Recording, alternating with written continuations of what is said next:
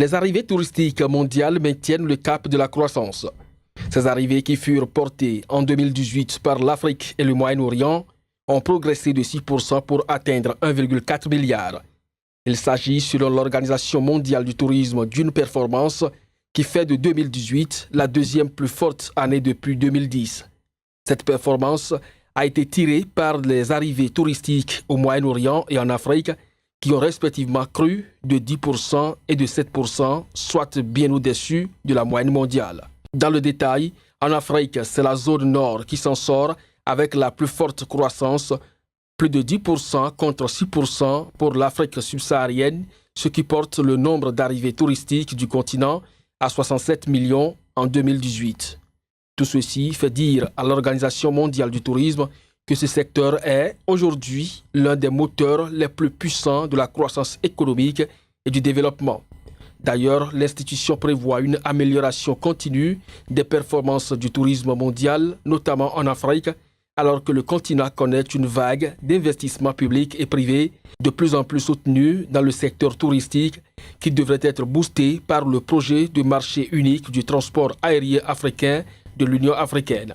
En attendant la concrétisation de ce projet, l'Organisation mondiale du tourisme annonce une augmentation de 3 à 4% des arrivées touristiques internationales pour 2019, un niveau conforme aux tendances historiques de croissance du secteur.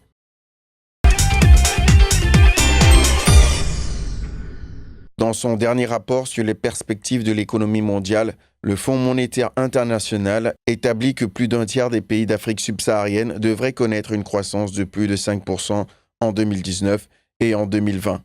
La croissance économique des pays de la région devrait cependant s'afficher à 3,5% en 2019, puis à 3,6% en 2020. Ces prévisions surpassent celles de 2018 qui s'étaient affichées à 2,9%, mais elles sont inférieures de 0,3 points de pourcentage à celle que le FMI a rendue publique en octobre 2018. Cet ajustement est essentiellement motivé par la diminution des cours du pétrole ayant entraîné des révisions à la baisse pour l'Angola et le Nigeria. Parallèlement, le FMI a revu à la baisse ses prévisions de croissance mondiale pour 2019, tablant désormais sur une croissance mondiale de 3,5% en 2019, soit 0,2 points de moins que la précédente estimation d'octobre qui avait déjà été abaissée. Quant aux estimations d'expansion pour les deux premières puissances mondiales, que sont les États-Unis et la Chine, elles sont restées inchangées respectivement à 2,5% et 6,2%. Pour sa part, la zone euro a vu ses chiffres abaisser à 1,6% contre 1,9% dans la précédente estimation.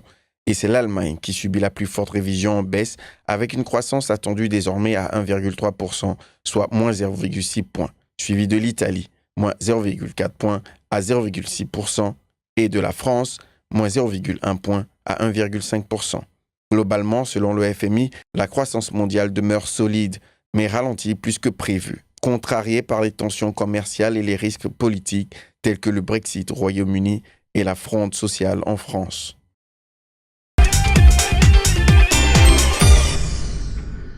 L'Afrique subsaharienne s'illustre dans la mobilisation des ressources financières sur les marchés obligataires tant au niveau local qu'au plan international, avec un montant total de 33,5 milliards de dollars cumulés. En 2018, la région a battu un nouveau record. Le même engouement est noté au niveau de la mobilisation des eurobonds qui ont à eux seuls permis de mobiliser un niveau record de 16,5 milliards de dollars. Cette propension à mobiliser des ressources financières en Afrique subsaharienne se justifie par plusieurs facteurs dont l'accroissement des déficits publics, la détérioration des balances de paiement, la volonté de faire face à des baisses de réserves en devises et l'arrivée à échéance de précédentes dettes. Autant de choses qui ont incité les entreprises et les États à emprunter de manière significative, d'autant que la volatilité sur les marchés occidentaux a poussé de nombreux investisseurs sur des produits obligataires des économies émergentes et frontières plus rentables. Pour leur part, les banques qui ont arrangé ces opérations ont engrangé au cours de ces opérations 101,7 millions de dollars de revenus pour un nombre total de 51 opérations.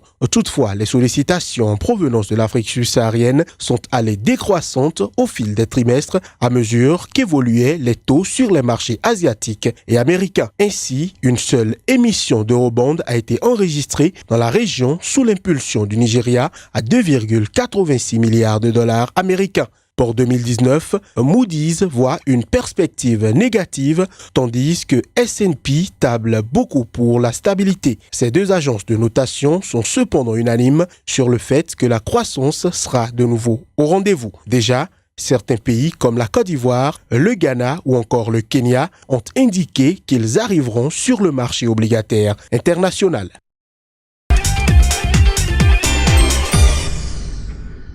Le Bénin en route vers une croissance à 2 chiffres.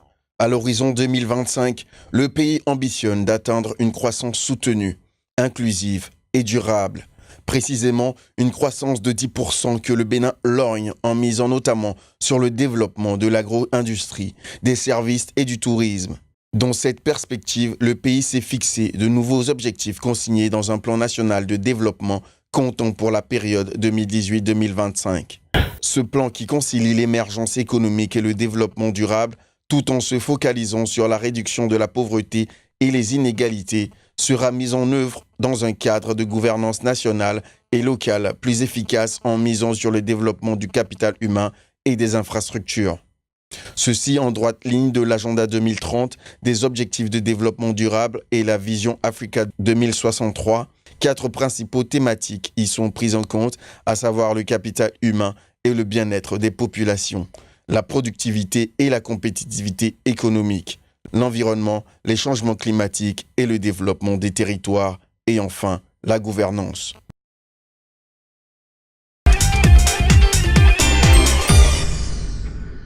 Près de 60% des espèces de café présentes dans le monde sont menacées d'extinction.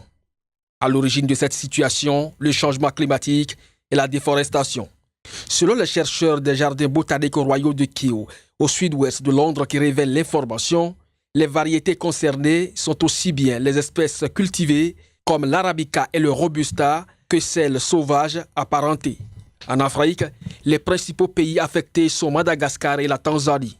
Ces deux États comptent respectivement 43 et 12 espèces de café menacées sur un total de 75 variétés étudiées. Les perspectives sont tout aussi sombres pour l'Éthiopie, terre natale de l'arabica. Considéré comme le principal producteur et consommateur de café du continent, ce pays pourrait en effet connaître une baisse de 85% de ses terres propices de culture d'ici 2080.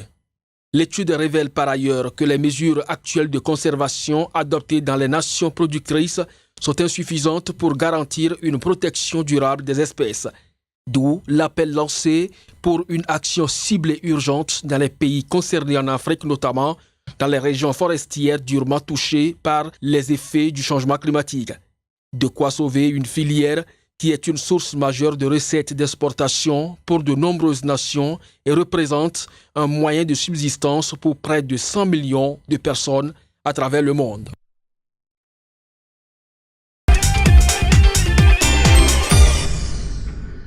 Le ministre des Transports du Cameroun, Jean-Ernest Masséna Ngalé Bibert, accompagné d'une forte délégation, a inauguré la centrale photovoltaïque solaire de l'aéroport international de Douala.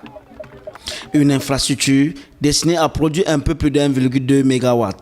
Le résultat, avec le déploiement d'une centrale photovoltaïque d'une capacité d'1,2 MW, apporte aussi un exemple très important pour le développement des énergies renouvelables, pas seulement pour les infrastructures aéroportuaires, mais aussi pour la vie quotidienne au Cameroun. Cette initiative dénommée Solar et Gate s'étend sur une superficie de 24 000 m², dont 13 000 m² de panneaux solaires.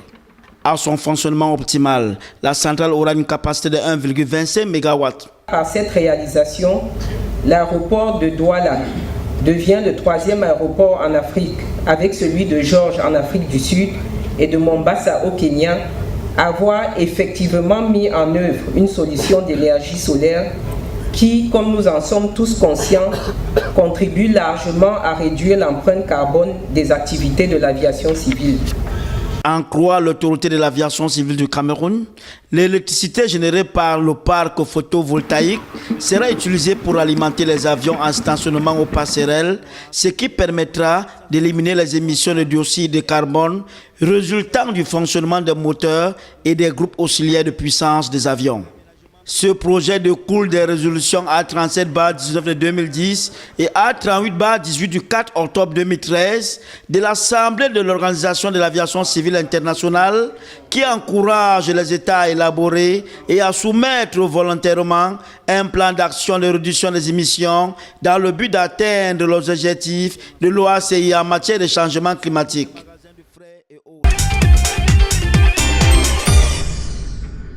Elle cumule à elle seule 68,7 milliards de dollars. Elles, ce sont les plus grosses fortunes d'Afrique.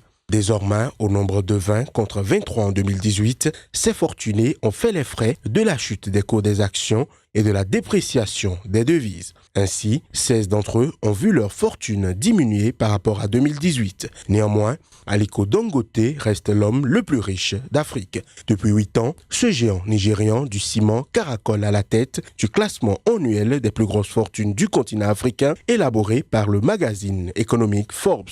Sa fortune estimée à 10,3 milliards de dollars cette année a cependant baissé d'environ 2 milliards de dollars par rapport à 2018 où il s'était affiché à 12,2 milliards. Aliko Dangote est talonné par son compatriote Mike Adenuga, très actif dans les secteurs du pétrole et de l'immobilier et dont la fortune a presque doublé en 2018 pour atteindre les 9,2 milliards de dollars. En troisième position, on retrouve le Sud-Africain Nicky Oppenheimer, dont la famille a joué un rôle central dans le commerce des diamants pendant près d'un siècle et dont la fortune est estimée à 7,3 milliards de dollars. Vient ensuite le géant mondial de la production et de la commercialisation de matériaux de construction, le richissime égyptien Nassef Sawiris, avec 6,3 milliards de dollars. À sa suite, un autre Sud-Africain, Johan Rupert, président des sociétés du luxe Richemont, clôt le top 5 avec 5,3 milliards de dollars. Quant au PDG de Cevital, Issad Rebrab, arrivé 6e, il est le seul milliardaire algérien figurant officiellement dans le listing de Forbes avec une fortune estimée à 3,7 milliards de dollars. L'Égyptien Naguib Sawiris, 2,9 milliards de dollars, est classé en 7e position et totalise avec son frère aîné Nassef Sawiris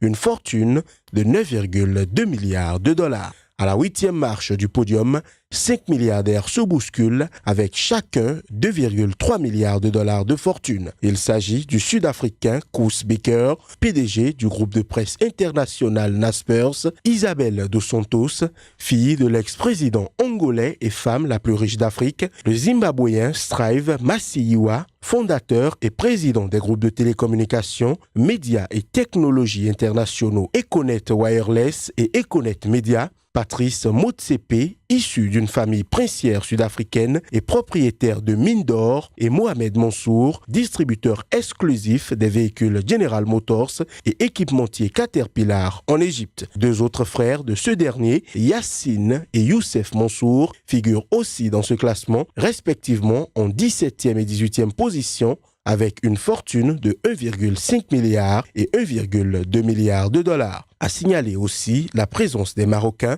Aziz Akanouche, 13e, et Othman Benjeloun, 15e. Sans oublier le Tanzanien Mohamed Dewji, l'industriel Abdul Samad Rabiou et la femme d'affaires Foloron Shaw à Lakidja, deuxième femme listée dans ce classement, et le banquier sud-africain Michel Leroux, arrivé en 20e position.